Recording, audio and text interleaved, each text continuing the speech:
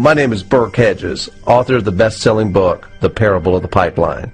I open my book with a story about Pablo and Bruno, who take two very different paths in their quest for financial independence. What you're about to see is the delightful animated story of their adventure. So, sit back, relax, and enjoy the life-changing lessons in The Parable of the Pipeline.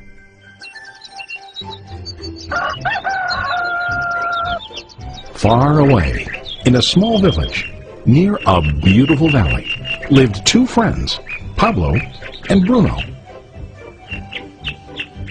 They were both young and dreamed of a better life for themselves. They'd often discuss their dreams about how they would become the most successful men in the village. They weren't afraid of hard work, and they searched for opportunities to help realize their goals and achieve their dreams. One day, an opportunity presented itself.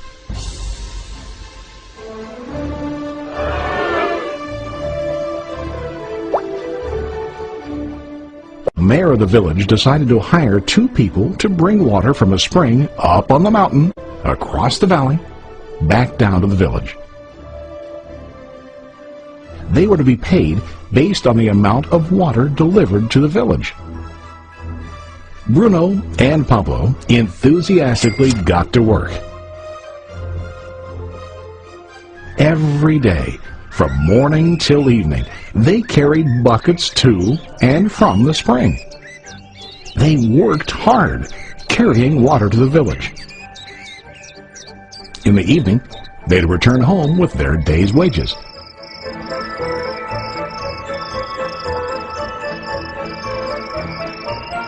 Bruno was satisfied with his work and the money he earned. He was sure that with this work he could achieve his dreams. Bruno thought that to increase his wages he could use bigger buckets to bring more water each trip. He believed with a larger income he would soon be able to buy a cow and the house that he dreamed about.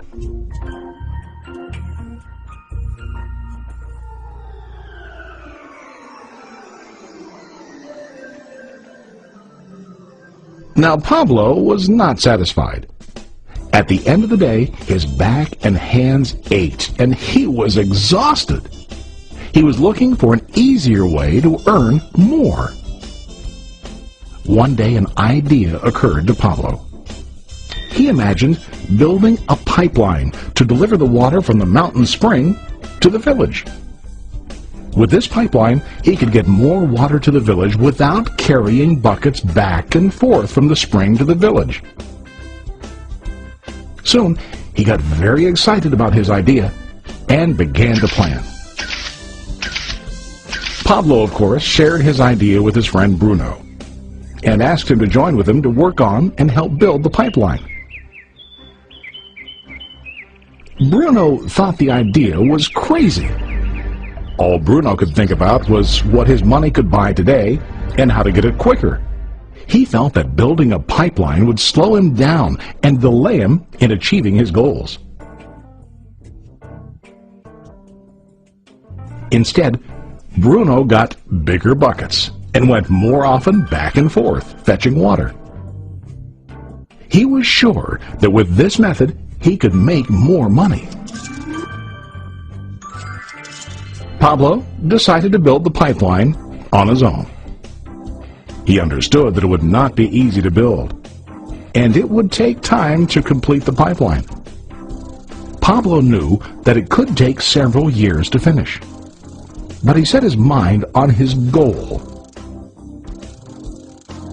Every day he worked and carried water like before. But on weekends and during his spare time, he worked hard to dig in the rocky soil and build his pipeline. In the first month, there was little to show for his work.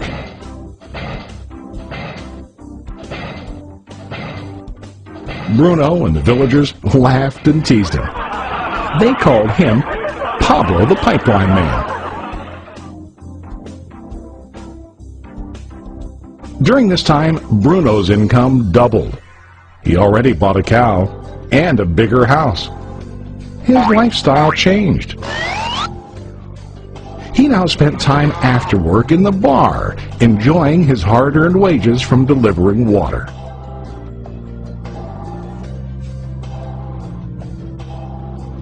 What Bruno didn't realize was that his body was starting to stoop from carrying heavy buckets every day.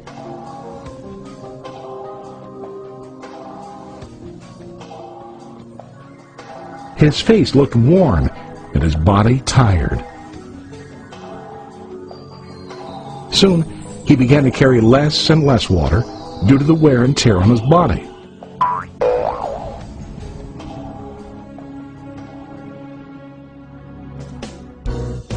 Month after month, Pablo worked. Soon a year passed, and then a second year. Finally, Pablo finished his pipeline.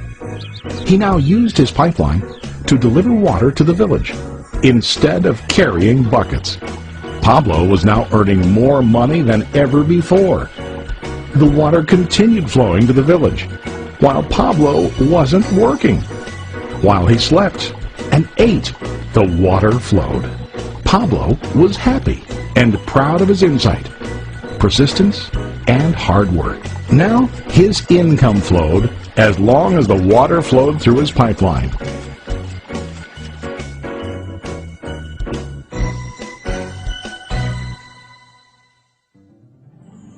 The story of Bruno and Pablo is a reflection of life. Their jobs symbolize what most people do to earn money. Bruno gets his money using buckets. He goes back and forth, carrying his buckets from the spring to the village in exchange for money. To increase his income, he either has to go more frequently to the spring or to use larger buckets. It's common in real life to increase our income by working harder. For example, working overtime or getting a second job. We also increase the size of our buckets by accepting a higher paying position, which often includes spending more time on the job. Most of us exchange time for money like Bruno. We know that every person has only 24 hours in the day and that it's not possible to use all our time to work. The most difficult time comes when we can no longer exchange time for money due to age, health, or other reasons. Then, our income stops. Now let's review what Pablo did. Very wisely, Pablo did not exchange all of his time for limited income, but he used some of his time to build a pipeline. He knew that the pipeline would bring ongoing income as long as the water flowed. An ongoing income that multiplied the time he worked each day. Pablo knew that someday, maybe because of age or health, he would no longer be able to exchange his available time for money. Pablo knew that if he could make his idea of a pipeline work, then he only has to do the hard work of building the pipeline. After the pipeline was completed, Pablo was able to monitor and maintain the flow of water to ensure that his income will continue. Pablo has shown us that to earn an income, we don't always have to directly exchange time for money. There really are better ways. How about you? Are you still like Bruno, who directly exchanges time for money? Or do you want to be like Pablo, building and maintaining a pipeline for ongoing income? If you are interested in the idea of building your own pipeline, contact the person who lent you this presentation. You can start building your pipeline today.